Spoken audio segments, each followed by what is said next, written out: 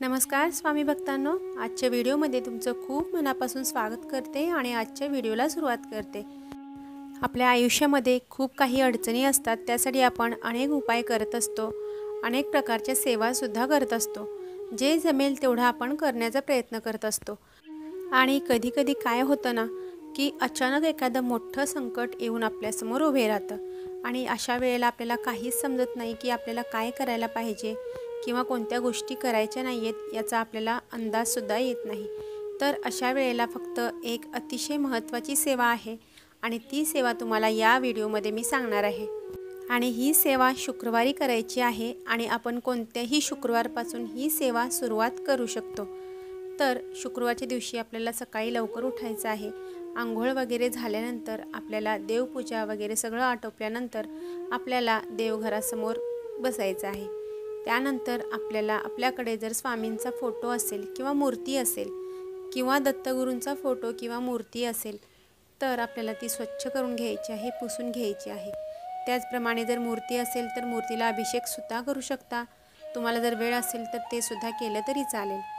आता मूर्तीवरती अभिषेक झाल्यानंतर किंवा फोटो असेल तर फोटो स्वच्छ पुसून झाल्यानंतर आपल्याला त्यावरती अतिशय सुगंधित फूल घ्यायचं आहे आणि त्यावरती पाणी घेऊन थोडंसं पाणी आपल्याला मूर्तीला किंवा फोटोवरती शिंपडायचं आहे आणि ते अशा पद्धतीने शिंपडायचं आहे की त्याचा सगळा सुगंध आपल्या देवापर्यंत पोहोचला पाहिजे। अशा पद्धतीने आपल्याला मूर्ती किंवा फोटो सुगंधित करायचा आहे। आता एवढं झाल्यानंतर आपल्याला बाजूला अतिशय सुगंधित अगरबत्ती लावायची आहे। जर आपल्याकडे धूप असेल, सुगंधित धूप असेल तर सुगंधित धूप सुद्धा लावला तरी चालणार आहे। यामुळे काय होणार आहे, वातावरण अतिशय प्रसन्न होणार आहे आणि आपली जी काही सेवा आहे, मनोभावे केलेली सेवा देवापर्यंत लवकर पोहोचणार आहे आणि ज्या कारणासाठी आपण ही सेवा करणार आहोत ती आपली इच्छा सुद्धा पूर्ण होणार आहे। लवकरच आपला देव आपली इच्छा पूर्ण करणार आहे। आपल्यावरती मोठं संकट असेल ते सुद्धा कमी होणार आहे।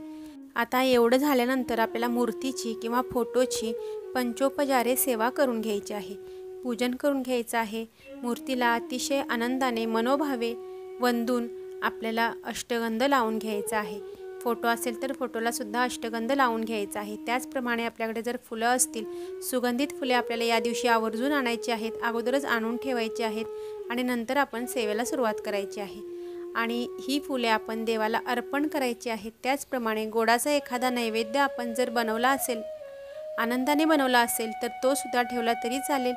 जर आपल्याकडे ते नसेल तर आपण खडीसाखर ठेवली तरीही चालेल। अशा पद्धतीने आपल्याला ही सगळी पूर्वतयारी करून घ्यायची आहे। आता एक महत्त्वाचा प्रश्न म्हणजे आपल्याला असं वाटेल की किती शुक्रवार करायचे आहेत ही सेवा, तर ही सेवा आपल्याला कितीही शुक्रवार तुम्ही करू शकता। जोपर्यंत तुमचं मोठं संकट दूर होत नाही आणि जोपर्यंत तुमच्या आयुष्यातल्या अडचणी कमी होत नाहीत किंवा तुम्हाला जी गोष्ट इच्छित गोष्ट आहे ती सफल होत नाही तोपर्यंत तुम्ही हे काम करू शकता, ही सेवा करू शकता। याला काहीही बंधन नाही आहे, तुम्ही कितीही शुक्रवार करा, पण शुक्रवारच्या दिवशी आपल्याला ही सेवा मात्र नियमितपणे करायची आहे। आणि जर महिला जर करत असतील तर महिलांचा मासिक धर्मामध्ये येत असेल किंवा दुसरं काही गोष्टी विटाळ वगैरे येत असेल तर त्या दिवशी ही सेवा स्किप करायची आहे आणि पुढे ती सेवा कंटिन्यू चालू ठेवायची आहे। आता हे एवढं झाल्यानंतर आपल्याला स्वामींच्या फोटोकडे किंवा दत्तगुरूंच्या फोटोकडे, मूर्तीकडे आपल्याला अतिशय मनापासून बघायचं आहे। त्यांचं स्मरण आपल्याला मनापासून करायचं आहे, मनातल्या मनात त्यांचा धावा करायचा आहे आणि आपलं कारण त्यांना सांगायचं आहे। आपण ज्या कारणासाठी किंवा कोणत्या संकटासाठी आपण हे करत आहोत, ही सेवा करत आहोत ते आपण त्यांना सांगायचं आहे आणि नंतर आपल्याला सेवेला सुरुवात करायची आहे।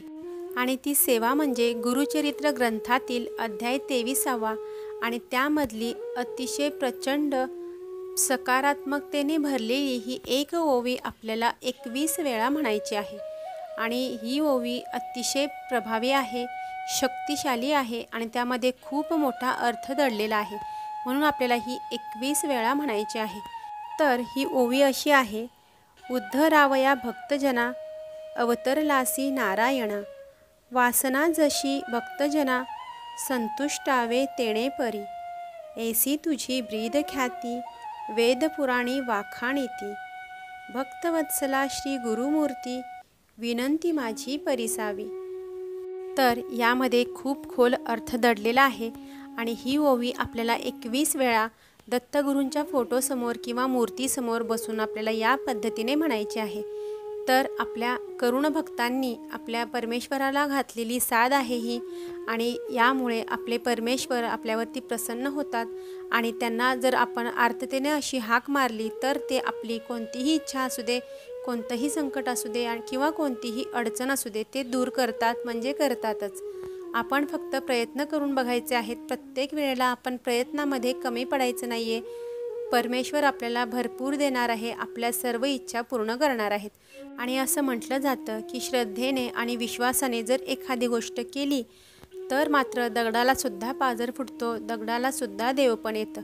मग आपण तर परमेश्वराच्या समोर सगळं करत आहे, तर परमेश्वरालासुद्धा नक्कीच दया येणार आहे आणि आपली इच्छासुद्धा परमेश्वर पूर्ण करणार आहे। आपल्या अडचणीसुद्धा परमेश्वर नाहीशा करणार आहे, नष्ट करणार आहेत।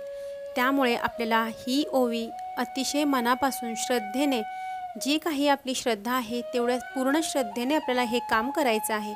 जर तुम्ही श्रद्धेने मनापासून केले तर तुम्हाला याचा रिझल्ट लगेचच मिळणार आहे। जर आपलं मन डळमळत असेल तर मात्र याचा रिझल्ट आपल्याला मिळणार नाही।